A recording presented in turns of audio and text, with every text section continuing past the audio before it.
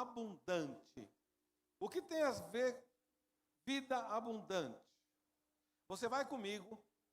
Eu tenho certeza que quando eu falei que eu ia pregar sobre vida abundante, você pensou em João 10:10, né? Você conhece a Bíblia, você é uma pessoa conhecedora da Bíblia, mas nós vamos lá em Isaías 61.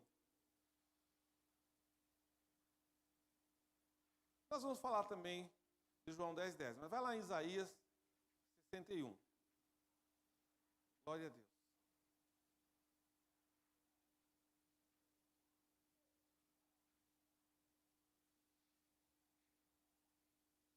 Agora nós temos aqui o irmão Alê, que nos ajuda aqui para a glória de Deus. Enquanto o irmão Alê se organiza lá,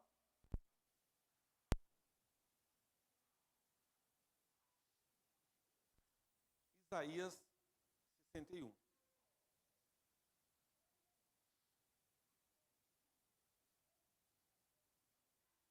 Glória a Deus. Todos acharam, amém?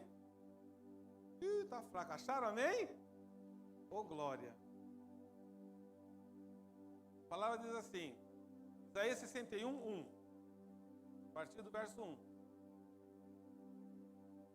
O Espírito do soberano Senhor está sobre mim, porque o Senhor ungiu-me para levar boas notícias aos pobres.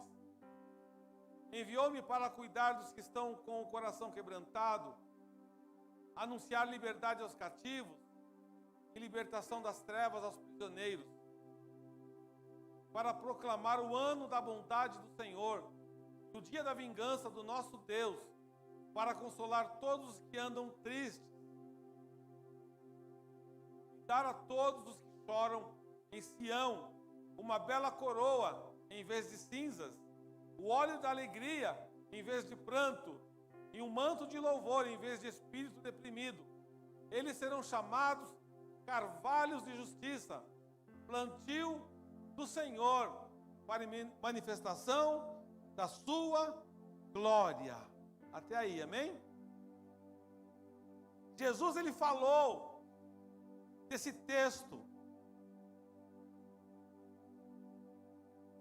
Jesus, ele proclamou esse texto quando chamaram ele para ler o pergaminho na casa de Deus. Ele abriu em Isaías 61, isso está lá em Lucas 4, 21. O Senhor me ungiu, e ele começou a dizer-lhes: hoje se cumpriu a escritura que vocês acabaram de ouvir. Ou seja, na sinagoga, Jesus leu Isaías 61 para aqueles homens fariseus, para aqueles homens da lei, para aqueles mestres. Isaías, ele é chamado do profeta messiânico. O que é messiânico? Isaías, ele foi usado por Deus para anunciar o Messias que viria, Jesus Cristo, o Filho de Deus. E ele diz no verso 61, 3, que ele tiraria o luto, ele colocaria uma coroa em vez de cinzas, óleo de alegria em vez de pranto, veste de louvor em vez de espírito angustiado, a fim de que se chamem carvalhos de justiça, plantados pelo Senhor para a sua glória. Sião, nesta palavra de Isaías, representava e representa Jerusalém. Deus falou: orai por Jerusalém. Hoje, Sião representa a gente, o povo de Deus. Nós somos Sião de Deus. E aí ele fala assim: eu vou trazer alegria sobre o meu povo. Sião representava Israel, representava a terra de Jesus. Mas após Cristo Jesus, Sião representa todos os salvos. Olha para o irmão do teu lado e fala assim: você é Sião. Você é salvo, você é salva. Então você representa hoje Jesus Cristo na terra. E aí você vai começar a entender o que significa uma vida abundante. Quando ele fala coroa em vez de cinzas, o que significa? Significa que Israel estava longe de Deus. Eles estavam rebeldes. E Deus já estava chateado. Eu ia falar outra coisa, mas já estava chateado com eles. Sabe quando Deus fica chateado com a gente? Ou você acha que Deus nunca ficou chateado com você? Você acha que você é a última bolacha do pacote? 3 bolachas. Eu sou a última. Deus nunca fica chateado. Não, irmãos. Deus fica chateado com a gente. E aí Deus falou assim, não, agora chegou um tempo da vida abundante para esse povo. Chegou um tempo de coroa ao invés de cinzas. O que significa cinza? Significa luto. Sabe quando você está de luto? Quando está tudo derrotado na tua vida? Os judeus tinham o costume de jogar cinza sobre a cabeça como um sinal de luto, de dor, de tristeza profunda. E nos tempos de Isaías, o povo sofreu muito por desviar de Deus. Toda vez que você se desvia de Deus, você sofre. E aí você tem que jogar uma cinza na cabeça. Se você morasse lá naquela época, você peria o cabelo, minha filha, você ia fazer chapinha. E aí, o marido tem que jogar cinza na cabeça que nós estamos tristes. Você já imaginou? Você faz aquele investimento, trabalha, gasta dinheiro, compra aquele creme, aí tem que jogar cinza na cabeça. Porque isso era o quê? A declaração que eu estou de luto, que eu estou triste, que as coisas estão tristes para mim. É um peso. O povo sofria por desviar de Deus e recebia punições graves. E eles receberam o quê? O cativeiro. O povo ficou cativo porque se distanciou de Deus. Você está cativo no quê? Tem algum cativeiro para você?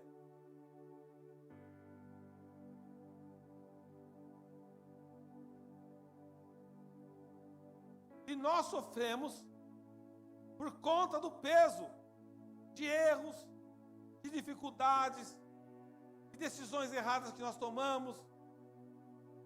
E aí Deus fala, eu vou te dar a coroa. A coroa é o símbolo de vitória e de alegria. É o símbolo da vida abundante. O Messias traria alegria e vitória, tirando do povo a tristeza trazida pelo pecado deles. Eles se distanciaram de Deus. E aí o pecado entrou, e a tristeza veio junto. E Deus observando lá do céu. Porque Deus não está falando de uma pessoa, irmãos. Deus está falando de um grupo de pessoas. Deus está falando de uma nação. A Bíblia diz que quando a nação se desvia de Deus, irmãos, não queiramos receber a ira e a fúria de Deus. A nação tem que buscar esse Deus, tem que buscar a presença de Deus. A nação tem que se humilhar diante de Deus, porque Deus, Ele coloca os olhos sobre a nação, sobre o povo. Coloca os olhos. Ele abençoa a nação, Ele abençoa o povo. Porque Deus, Ele é dono de tudo, Ele criou todas as coisas. O Brasil, todas as nações, foi criada por Deus. Porém, Israel estava longe de Deus, por isso sofreram. Você acha que Deus tem alegria em um sofrimento de Israel? Não. Mas foi o que Ele plantou, é o que Ele está colhendo. Mas aí Deus falou, olha, chegou um tempo de eu abençoar esse povo. Quando alguém está chorando, o que você vê no rosto da pessoa? Lágrimas. Quando você chora, o que aparece? Lágrimas. Tristeza, expressão negativa. E aí Deus vem com óleo de alegria. Eu contei para o Rubinei agora há pouco. Eu estou muito triste. estava fazendo um trabalho com um empresário. E esse empresário mora nos Estados Unidos, eu estava lá nos Estados Unidos. Falei para o Igor, vamos na casa do meu amigo. Bairro muito chique, uma casa muito chique. Tem uma ideia, o bairro que ele morava, é o bairro dos grandes artistas, Shaquille O'Neal, Kaká, Beyoncé. São os pequeninos que moram lá do lado da casa dele. Eu fui lá. Um lugar, pensa num lugar, parece um paraíso. Cheguei lá com o Igor, ele me recebeu. Oh, Nelson, que maravilha, pastor, que você está na minha casa. Vida abundante, irmãos, é muito mais do que pode se imaginar. Eu quero a tua neta aqui brincando com a minha filha. Um quarto só de bonecas. E ali, o Senhor me tomou. Ele, a esposa e a pequenininha.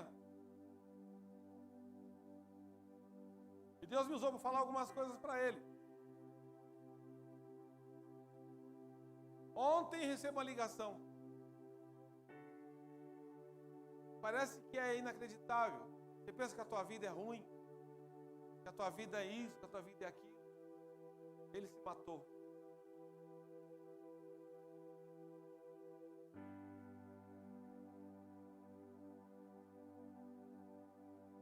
Na igreja, pregador da palavra, conhecedor da palavra, ajuda missões, me falou das missões lá, quilombolas que ele ajudava, só que ele não está mais aqui. Quando eu recebi a notícia ontem, eu não acreditei. Falei, alguma coisa errada, é uma família linda.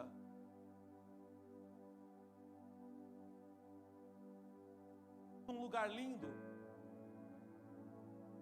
uma casa linda, um paraíso. Saiu do Brasil com medo de segurança, um monte de coisa na cabeça. Aí chegou lá, ele, cuidando das pessoas, orando pelas pessoas. Aí eu te pergunto nesta noite, o que é ter uma vida abundante para você? É ter casa boa? É ter carro? É ter muito dinheiro? O Senhor, Ele quer passar um óleo de alegria para te deixar com o rosto brilhoso. Às vezes as pessoas, você vê, parece que está tudo maravilhoso, mas não está maravilhoso. Eu estou falando que eu vivi, irmãos. Eu estive lá, recebi a notícia ontem, eu não acreditei. Porque parecia que estava tudo bem. Bem que Deus falou lá. Mas não estava tudo bem. Quando você começa a perceber a tristeza profunda no teu coração, abre o teu coração. Procura o pastor, procura alguém da tua confiança, abra o teu coração, porque o inimigo é sujo. Ele perdeu a vida dele, irmão, não tem mais jeito. Deixou a esposa e 2 meninas lindas. E agora elas se virem para resolver a vida. Mas o Senhor, Ele quer colocar um óleo de alegria para que você tenha uma vida abundante, para te deixar o rosto bonito. Vamos lá no Salmo 23, 5.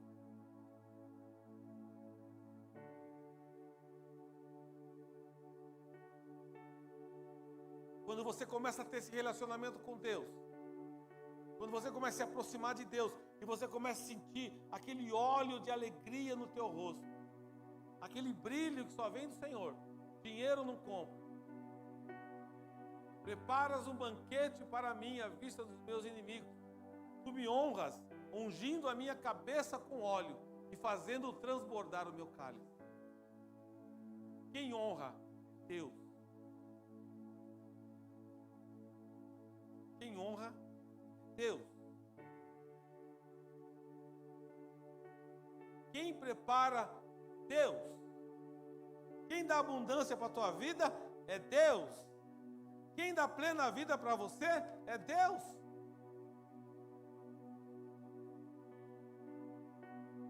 Eu te pergunto, algumas pessoas falam de destino.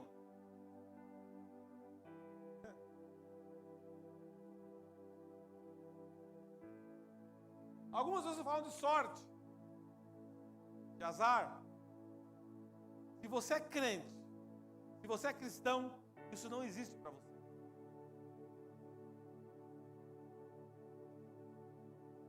Ah, como ele tem sorte.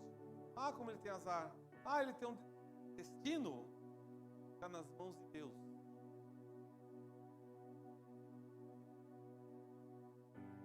Se você é cristão de verdade, você entregou a tua vida para Jesus, Ele se encarrega da tua vida. Se você é cristão de verdade, não precisa se preocupar. Você faz o que você precisa fazer. O Senhor te dá a direção. O Senhor te dá o caminho. Se alguém consegue ganhar mais, alguma coisa o Senhor está trabalhando na vida daquela pessoa. Não que ela seja melhor ou pior que você. Porque às vezes a pessoa fica olhando a vida do outro. Olha, aquele ali tem isso, tem aquilo. Agora você não sabe o preço que é para ele ter tudo aquilo. Acabei de dar o testemunho. Se você olhar a vida desse rapaz, você fala, não acredito que ele tiraria a vida dele.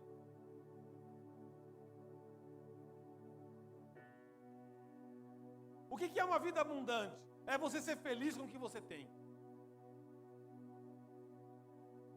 Vida abundante é você não querer morrer para ter o que o outro tem. Vida abundante, irmãos, é você ter o óleo de alegria sobre a tua vida, vestes de louvor, em vez de espírito angustiado.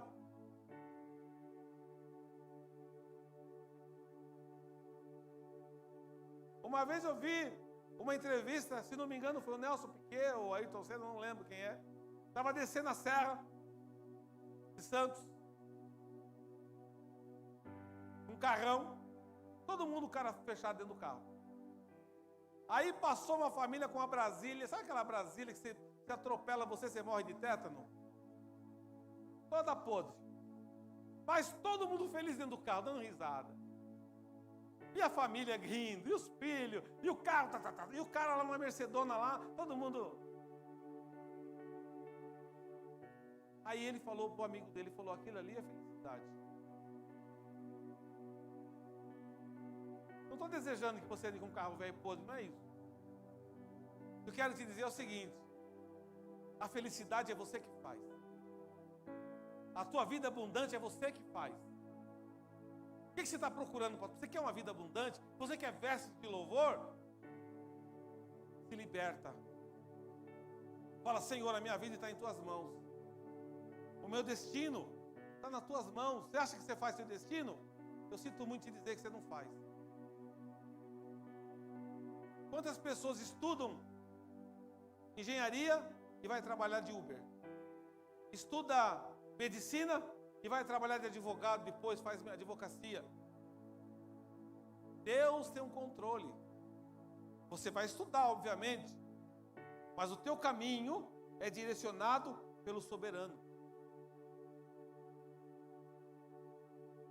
Às vezes você tem um sonho, quero ser jogador de futebol, quero ser jogador de basquete, vai até um ponto. Aí você vê os jogadores jogando na televisão, mas Deus não permitiu que você chegasse lá. Só Deus sabe o porquê. Às vezes você tem talento para um monte de coisa, mas Deus quer te usar em algo. O que você precisa falar? Deus, eu quero esse óleo de justiça, esse óleo de alegria na minha cabeça, para que o Senhor me direcione para a tua vontade. E muitos homens e mulheres estão parados no mundo porque eles querem a vontade deles.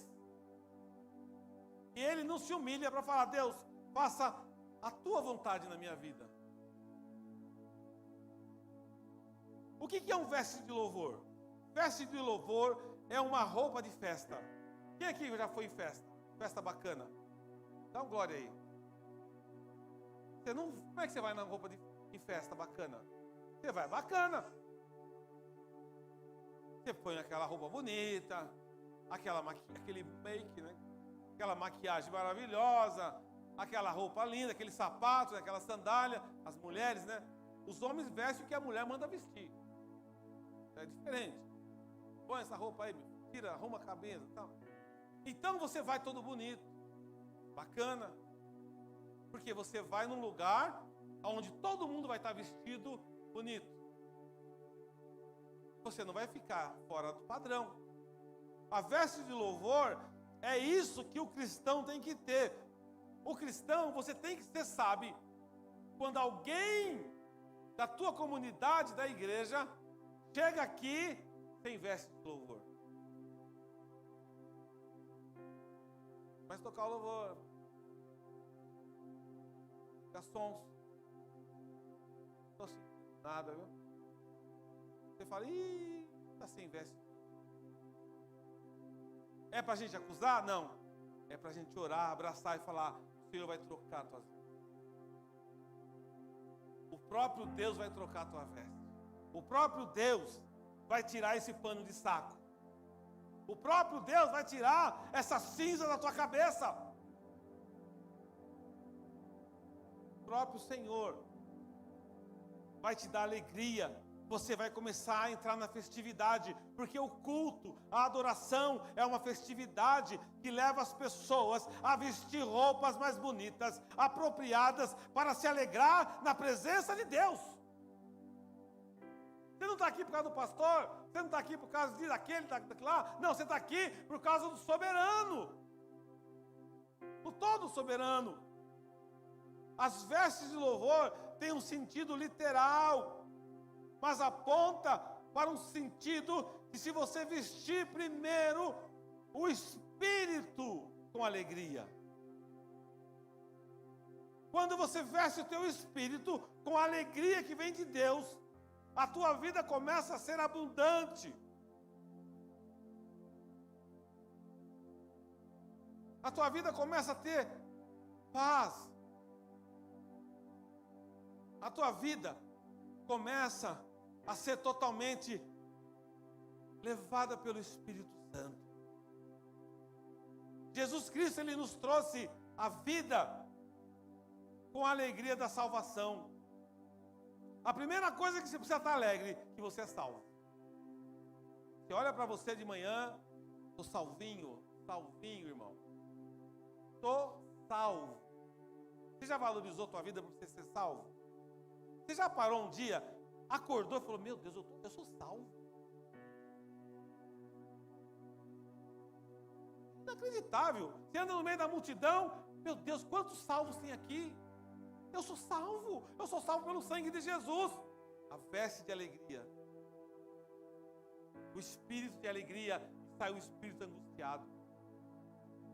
Quando você levanta de manhã e já começa a pensar: eu tenho que pagar o Zezinho, pagar o banco, pagar as casas, pagar. Você começa: meu Deus, você só pensa em pagar. Começa a ver quem mandou fazer dívida, começa a ver outras coisas. Quem é você? Eu sou salvo em Cristo. Ó Senhor, eu fiz umas besteiras aí, comprei, dá um jeito de pagar, mas eu sou salvo, me ajuda. Me ajuda, Jesus. Você começa a ter o quê? Relacionamento com o Messias, que te trouxe a vida. Ele faz tudo por mim e por você. E como é que você começa a ficar firme? Porque Deus te chama carvalhos de justiça. Você sabe o que é um carvalho? Depois você pesquisa na internet o que é um carvalho. É uma planta. É uma árvore muito forte, muito poderosa. E Deus, ele fala que ele nos faz como um carvalho de justiça. É um povo que floresce, cresce com firmeza, força, pois está fincado em um solo fértil, o solo do cuidado do próprio Deus. Você é um carvalho, Deus te firma. Por que eu digo para você? Escolhe uma igreja, fique firme no lugar, um carvalho ali, ó. E a raiz vai fortalecendo. Fortalecendo. Não, pode vir vento, porque vai vir. Pode vir tempestade, pode vir sol, pode vir o que vier. O carvalho está firme. É o carvalho da justiça. O que Deus está falando, que Ele faz na minha vida e na tua vida, justiça. E que você deve também fazer justiça, que vem do alto. Carvalho de justiça, uma árvore plantada, que vai florescer, que vai crescer firme e com força. Esse é o sustento do Senhor. Esse é o cuidado. Primeiro, é o sustento do Senhor, é a certeza da salvação e outros benefícios dados a nós pelo Salvador. Você tem vários benefícios. Você já viu quando você compra um seguro, só que você não lê nada? Presta atenção. Agora, essa aqui Deus deu agora. Você compra um seguro. Seguro de micose, seguro de dente caído, tudo. Só que você não leu o relatório lá, o manual, o contrato. Então você não sabe o seu direito. Aí você é o verdadeiro boca aberta. Você paga o seguro, mas não recebe nada em troca porque você não vai atrás do seu direito. Assim são aqueles que se declaram crentes, cristão, evangélico, só que não conhece o direito diante da palavra. Aí o diabo judia e brinca na tua cara. Porque o inimigo, ele não tem medo de você, não tem medo de mim. Ele não tem medo de nada. Agora ele tem medo desse tribunal aqui. Pessoas que estão 20, 30 anos na igreja, não conhecem o manual, o contrato. Quando o inimigo vier contra você, você apresenta o contrato. Olha, lá em João capítulo 1, versículo 12, diz que eu sou filho de Deus. Lá em Romanos capítulo 10, versículo 9, diz que se com tua boca confessares Jesus Cristo como Salvador, será salvo. E tem uma passagem que diz: resistir o diabo, ele fugirá de vós. Ele vai fugir de você. Tiago 4,17. Ele vai fugir de você, porque você conhece o contrato, você conhece o manual. Você quer ter uma vida abundante? Começa a partir de hoje. Rápido, irmãos, rápido. Começa a ler o contrato de Deus com a humanidade.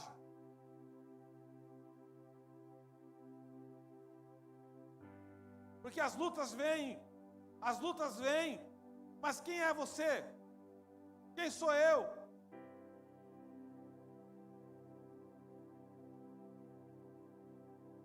O povo na época de Isaías estava sendo punido por causa dos pecados da ignorância.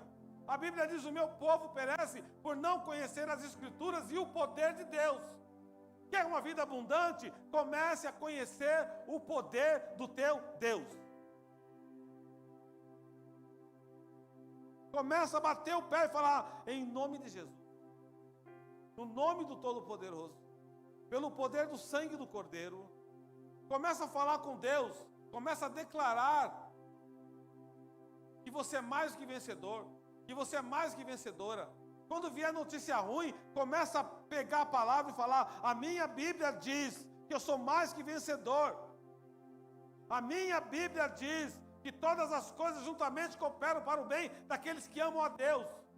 A minha Bíblia diz que o reino de Deus não consiste apenas em comida e bebida, mas no poder de Deus. Opa, vamos embora daqui, porque nesse lugar tem profeta de Deus, palavra de Deus. Nesse lugar tem gente com vestes de louvor. Nesse lugar tem gente com vestes de louvor. O rapaz deu um testemunho. Ele era satanista. Está no livro isso. Ele arrumou uma namorada. E a namorada crente. Só que ela não sabia que ele curtia o outro lado da parada. E aí, ele começou a ir no culto. E aí, ele pegava o pessoal do louvor, ele começava a brincar, começava a fazer eles ficar doentes. Ele lançava a seta e o povo ficava doente. Até que chegou um dia que ele falou, não, agora eu vou mandar matar o pastor. E ele começou a fazer lá as mandigas dele, o pastor morrer. E ele começou a ir no culto, não porque ele queria Jesus, mas porque ele queria matar o pastor. Era esse o plano dele.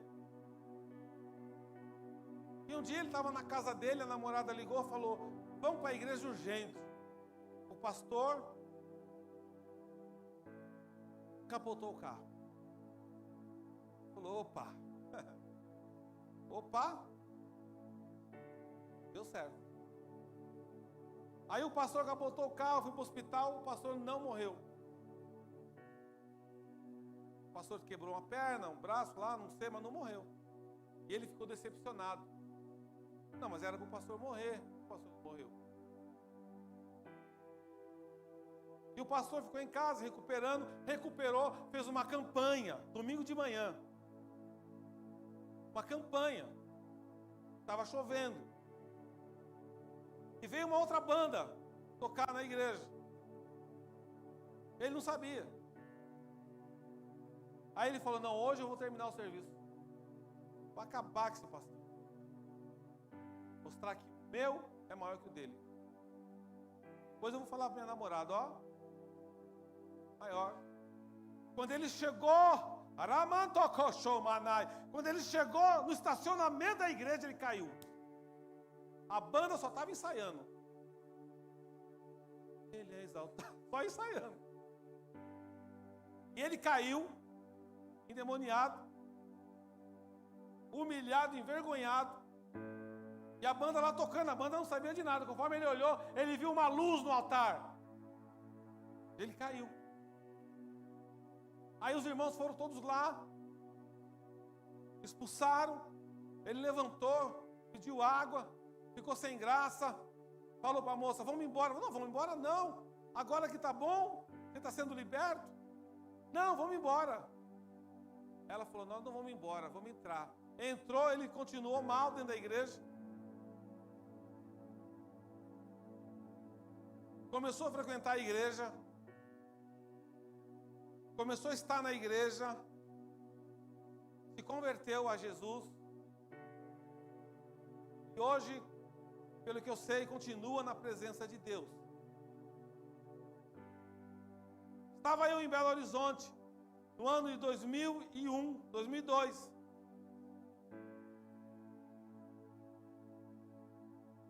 Veio um pastor pregar na igreja, lá de Belo Horizonte, não vou falar o nome. E o pastor falou assim, fecha a porta da igreja. Fechou a porta, ninguém sai.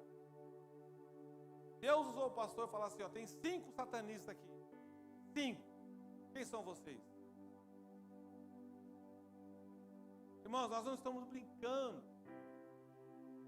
Você não pode brincar com a tua vida. Você quer uma vida abundante? Começa a buscar Deus. Você não sabe quem está do teu lado.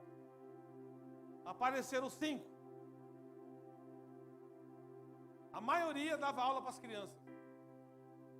A maioria, 4. E o pastor falou, olha, Deus quer salvar vocês. Desses 5, 4 aceitaram Jesus. Continuaram na igreja. Um falou que não ia aceitar e foi embora. Mas o Senhor revelou. O Senhor mostrou.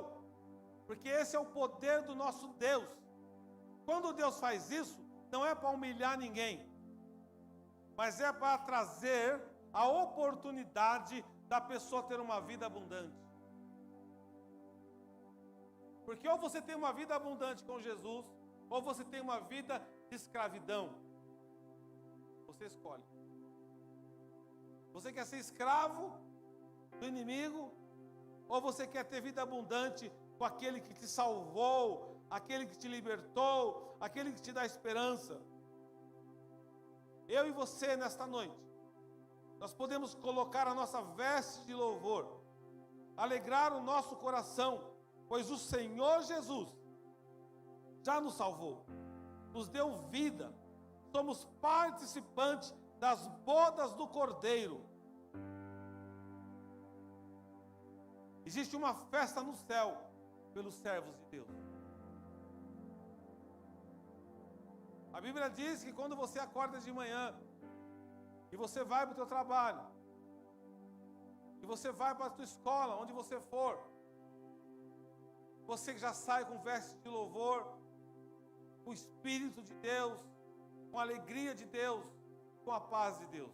O Espírito Santo vai te acompanhando aonde você vai. O Espírito Santo, aonde você vai, Ele vai com você, Ele vai te guardando, Ele vai te protegendo, Ele vai protegendo o teu filho, a tua filha, o teu marido, Ele vai protegendo a tua parentela. O Espírito Santo vai andando, e você apenas clame a Ele, apenas clame, e comece a dizer: Senhor, renova minhas vestes de louvor nesta noite. Senhor, tira espírito angustiado nesta noite. Senhor, eu quero da tua presença. Tua presença é real, Senhor. A tua presença é real. Começa a apresentar a Deus as suas dificuldades, as enfermidades. Começa a falar: Senhor, eu quero essas vestes de louvor. Eu quero ser transformado, eu quero me transformar num carvalho de justiça. Começa a falar com o Pai esta noite. Começa a pedir para o Senhor encher a tua casa da presença de Deus. Começa a pedir para o Senhor colocar vestes novas na tua vida, novas pessoas. Começa a pedir para o Senhor direcionar você, o teu destino, o teu caminho nas mãos dEle. Abra mão nesta noite. Abra mão. Diga: Senhor, eu entrego tudo em tuas mãos. Se você quer ter uma vida abundante, você precisa entregar tudo nas mãos de Deus. As pessoas tiram a vida porque elas não entregam nas mãos de Deus. As pessoas sofrem porque não entregam nas mãos de Deus. Você não vai conseguir ter uma vida abundante se você não entregar tudo nas mãos do Senhor. Você consegue um tempo de alegria, daqui a pouco tudo cai de novo. Você consegue um momento de paz, daqui a pouco começa a tribulação de novo. Mas quando você diz: Senhor, eis-me aqui. O que Jesus falou para o Pai? O Pai falou assim para Jesus, que ele teria que passar pela cruz. O que Jesus falou? Senhor, eu vou de boa. Jesus falou para o Pai o quê? Se for possível, afasta de mim esse cálice. Jesus falou isso para o Pai. Eu e você? Você acha que você, eu, nós, que poder nós temos? Que escolha você tem? Você acha que você vai determinar alguma coisa para Deus?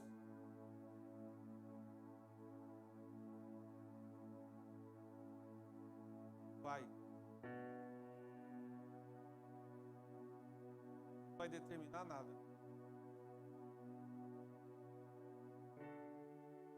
Teu Deus sabe o melhor para você. Porque às vezes você pode determinar o pior para a tua vida. Quando você entrega os teus caminhos ao Senhor, confia nele, o mais ele falar, Salmo 37. Se não fosse assim, não estava na Bíblia. Coloca para mim, por favor, Letícia, Salmo 37. O Senhor pediu para eu ir nesse caminho. Entregar a vida ao Senhor. Eu fui no hospital orar por uma menina. A menina estava lá, toda enfaixada. A família queria uma resposta. Como um profeta de Deus, você precisa saber o que você vai falar. E o que você fala tem que acontecer, senão não é de Deus.